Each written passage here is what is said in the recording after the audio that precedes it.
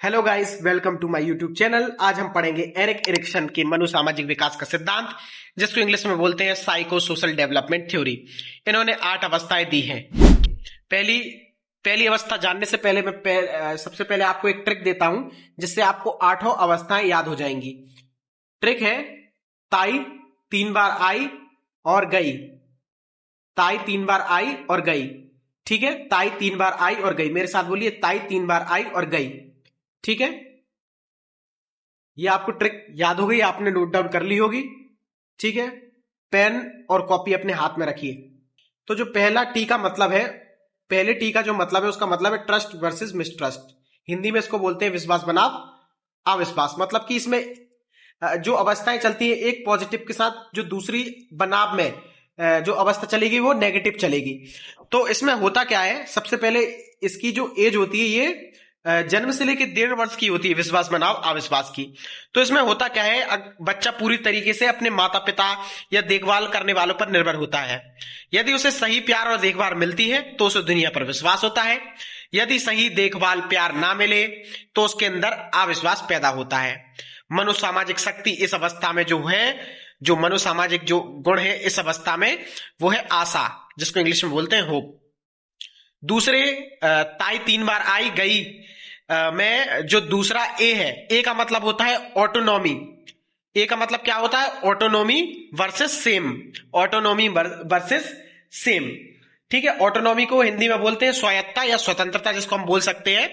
तो और सेम का मतलब होता है शर्म, और शर्म या डाउट, जिसको बोलते हैं संदेह। तो इसकी जो अवस्था होती है ये 1.5 से 3 वर्ष की होती है। तो दूसरी जो अवस्था है जिसमें ताई 3 बार आई गई है, उसमें जो सेकंड डे है उसको बोलते हैं ऑटोनॉमी। Autonomy versus same. ठीक है, स्वायत्तता बनाम शर्म। तो इसमें होता क्या है, बच्चा खुद से चलना, बोलना और टॉयलेट ट्रेनिंग सीखता है। इसमें बच्चा क्या करता है, खुद से स्वतंत्र रूप से चलना, बोलना और टॉयलेट ट्रेनिंग सीखता है। यदि उसे थोड़ी आजादी और प्रोत्साहन मिले तो उसमें क्या आती है, स्वायत्तता आती है। ठीक है, या आत्मविश्वास आता है। हर बात पर टोकने या डांटने से, अब जैसे कि मैंने आपको पहले ही बताया था कि एक पॉजिटिव स्टेट चलती है, एक नेगेटिव स्टेट चलती है साथ में, पैरेलल में। यदि हर बात पर टोके, डांटे या उसे खुद पर शर्म या संदेह होने लगता है। ठीक है, अगर हम बच्चे को बार बार किसी बात पर डांटे, टोके, तो उसको अपने आप में खुद में शर्म और संदेह महसूस होने लगती है। तो यही है हमारा स्वायत्तता बनाम संदेह का दूसरा अवस्था। अब है जो तीसरी अवस्था, जिसको हम बोलते हैं इनिशिएटिव। इनिशिएटिव वर्सेस गिल्ट, जिसको हिंदी में बोलते हैं हम पहल बनाम दोष। जिसकी उम्र है 3 से लेके 6 वर्ष। जिसकी उम्र है 3 से लेके 6 वर्ष है। उम्र कितनी है, 3 से लेके 6 वर्ष है। ठीक है, तो ये जो ताई 3 बार आई गई में जो आई है इसका मतलब है इनिशिएटिव, मतलब कि पहल। इसका मतलब क्या होता है, पहल, वर्सेस गिल्ट मतलब कि दोष। ठीक है, और ये जो उम्र की अवस्था है ये 3 से 6 वर्ष है। इसमें होता क्या है, बच्चा खुद से नए खेल खेलना, दोस्तों से मिलना, सवाल पूछना शुरू करता है, जिसे पहल कहते हैं। बच्चा क्या करता है इसमें, इस अवस्था में खुद से नए खेल खेलना, दोस्तों से मिलना, सवाल पूछना शुरू करता है, जिससे पहल कहते हैं। यदि उसकी इस जिज्ञासा को अगर हम दबा दें, यदि हम उसकी इस जिज्ञासा को दबा दें या बार बार डांटा जाए, तो उसमें दोष की भावना पैदा हो जाती है, उसमें गिल्ट की भावना पैदा हो जाती है। बढ़ते हैं अगली अवस्था पर। ताई के बाद 3 बार आई है, तो 3 बार आई में से जो पहला आई है उसका मतलब है इंडस्ट्री वर्सेस इंफीरियोरिटी, मतलब कि परिश्रम बनाम हीनता। इंडस्ट्री वर्सेस इंफीरियोरिटी, जिसका मतलब है परिश्रम बनाम हीनता। इसकी जो उम्र है ये है, 5 को काट देता हूं मैं, ये सही उम्र है इसकी 6 से 12 वर्ष। इसकी जो अवस्था चलेगी ये 6 से 12 वर्ष की चलेगी। कितनी चलेगी, 6 से 12 वर्ष की, 6 से 12 वर्ष चलेगी। ठीक है, 5 से 12 ये गलत है, 6 से 12 एक्चुअल में।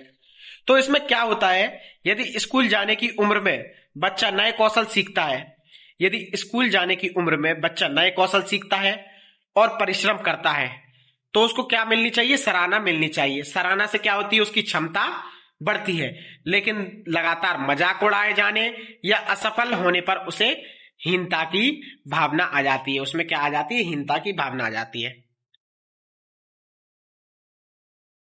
ठीक है, अगली जो अवस्था है, ताई 3 बार आई में से पहला आई हम कंप्लीट कर चुके हैं। अब जो दूसरा आई है उसका मतलब है आइडेंटिटी वर्सेस आइडेंटिटी कंफ्यूजन या रोल कंफ्यूजन भी जिसको हम बोल सकते हैं। इसका मतलब है पहचान बनाम पहचान भ्रम।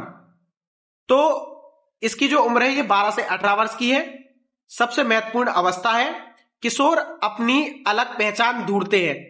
इसमें क्या होते हैं? किशोर अपनी अलग पहचान ढूंढते हैं। मैं कौन हूं और मुझे जीवन में क्या करना है। यदि सही दिशा मिले तो वे अपने लक्ष्य को पा लेते हैं, यदि सही दिशा नहीं मिले तो वो लक्ष्य को लेकर भ्रमित हो जाते हैं और भ्रम में जीने लगते हैं। बढ़ते हैं तीसरे आई पर। ताई के बाद जो तीसरा आई है उसका मतलब है इंटीमेसी वर्सेस आइसोलेशन। इंटीमेसी का मतलब होता है घनिष्ठता बनाम अलगाव। इंटीमेसी वर्सेस आइसोलेशन का मतलब हिंदी में होता है घनिष्ठता बनाम अलगाव, जिसकी उम्र है 18 से 40 वर्ष। जिसकी उम्र है 18 से 40 वर्ष। आगे बढ़ते हैं। होता क्या है इसमें कि यह प्रारंभिक वयस्कता है। प्रारंभिक वयस्कता है।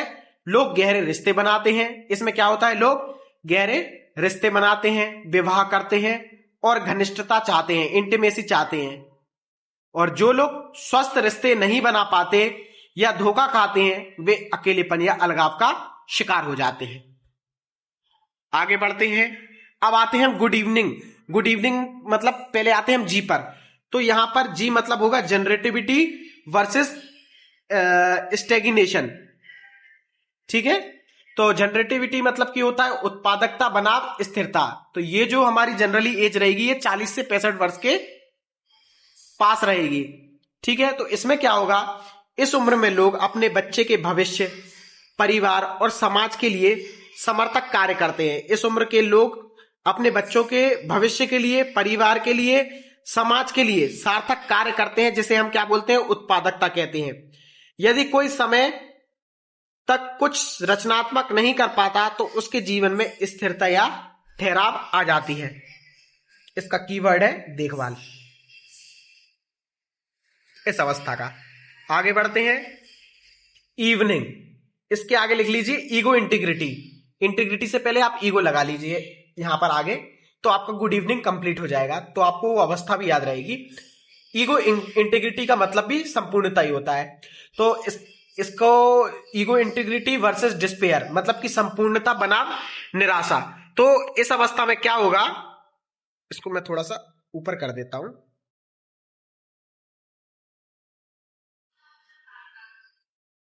इससे याद रख लीजिए, शॉर्ट में लिख दिया मैंने ईगो इंटीग्रिटी। ईगो इंटीग्रिटी के पहले ईगो लगा देना। तो इसमें क्या होता है? सबसे पहले तो ये जो अवस्था रहेगी ये 65 वर्ष से अधिक में रहेगी। मतलब कि एक प्रकार से बुढ़ापा ही आपका शुरू हो गया। इसमें होगा क्या? ये जीवन का अंतिम दौर रहेगा। लोग अपने अतीत को मुड़कर देखेंगे। यदि उन्हें लगता है कि उन्होंने एक अच्छी और सफल जिंदगी जी है तो उन्हें क्या होगा? संतोष की प्राप्ति होगी, संपूर्णता मतलब कि इंटीग्रिटी महसूस होगी। यदि जीवन में केवल पछतावा रहा होगा तो वो निराशा से घिर जाएंगे और निराशा में डूब जाएंगे। तो यही है हमारी एरिक एरिक्सन की मनोसामाजिक विकास की 8 अवस्थाएं। होपफुली आपको मेरा ये वीडियो लेक्चर अच्छा लगा हो तो चैनल को प्लीज लाइक, शेयर और सब्सक्राइब कीजिए और मिलते हैं नेक्स्ट वीडियो में। Thank you guys.